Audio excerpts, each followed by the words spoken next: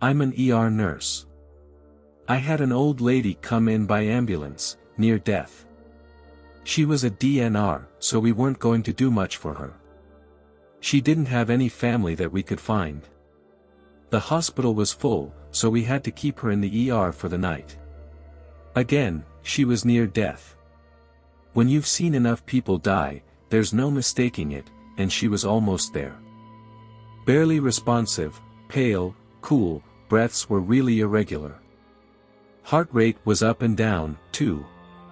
We just turned the lights down and kept an eye on her monitor, basically waiting for her to die.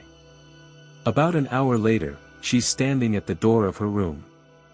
She'd gotten up and put on all her clothes. We were all like, WTF. One of the nurses went to check on her, and she said she was hungry. Not knowing really what to make of things, we got her a chair, a bedside table, and went to the cafeteria and got her a tray of food. Lady sat there, ate all her food, talked with the staff a little.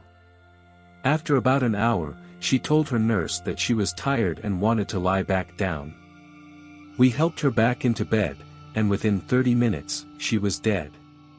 Not exactly paranormal, but in 22 years in busy-ass, inner-city ERs, it's the weirdest thing I've seen. Used to work in a skilled nursing facility. I was usually assigned to the Alzheimer's ward. One night, I'm in the linen room stocking my cart, and I heard someone shuffle up behind me, then I felt a hand on my shoulder. I turned around, and there was no one else in the room. The door was still shut, too. Another lady started to complain that a man was coming into her room at night, again, Alzheimer's, so I didn't think much of it, so to reassure her, I told her I'd check on her throughout the night. She complained of this man every night for 2 more weeks when I asked her to describe him to me. He's real handsome, and wears a black suit. Oh. He's right behind you now, honey. That freaked me the fuck out.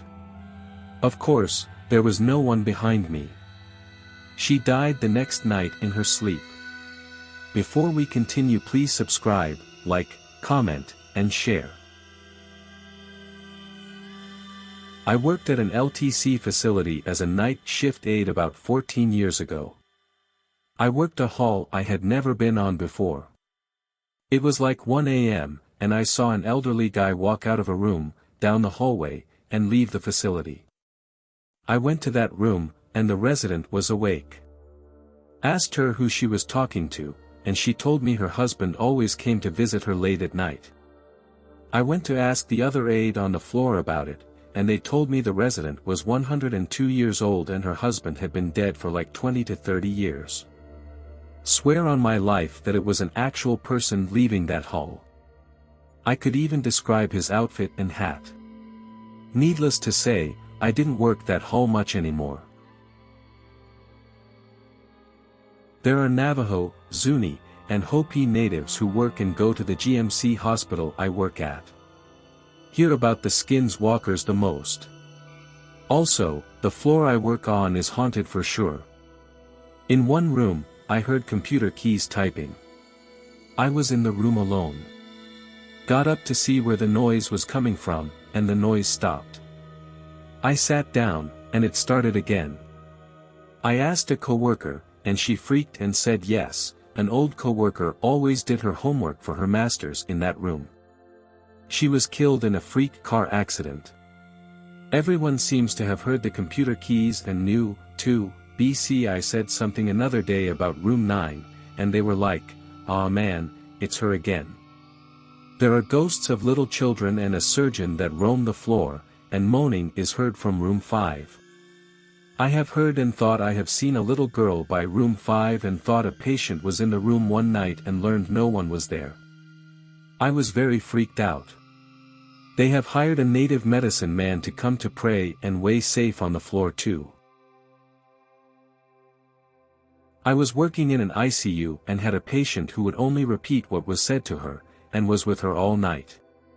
One time I went into the room, and she started telling me all the ways she died. I died because of a narcotic overdose, I died because I took too much insulin. I died on a sunny Sunday afternoon, etc. Then later, she looked up at the ceiling and said, "They're all still there." I ran out of that room as fast as I could. Another time I had a blind patient who kept asking me what time it was all night long.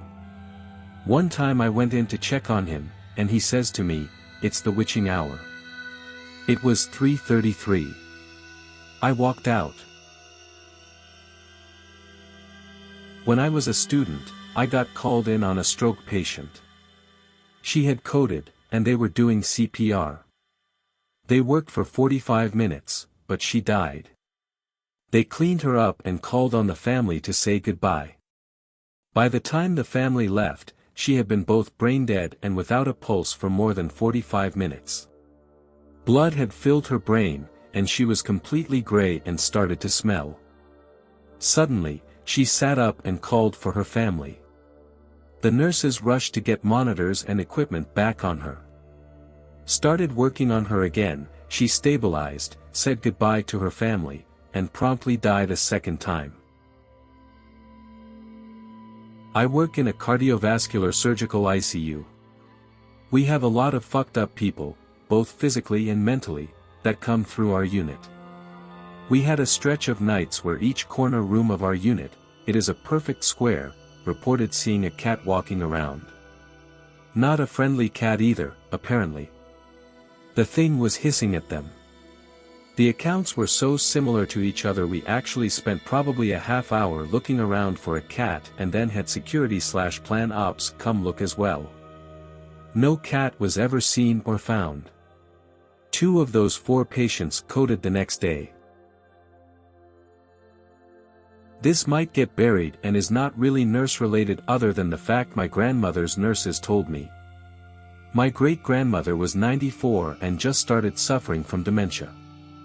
She told the home nurses and me that there was a little boy in the corner of the living room who would taunt and tease my great-grandmother while laughing at her, telling her she was going to die. Well, at first it was a little disturbing, and we all shrugged it off because of her dementia. But then shit got real when my best friend came over with his little boy who is about 3 or 4. The little guy pointed over to the same corner and yelled, "I'm going to beat you up."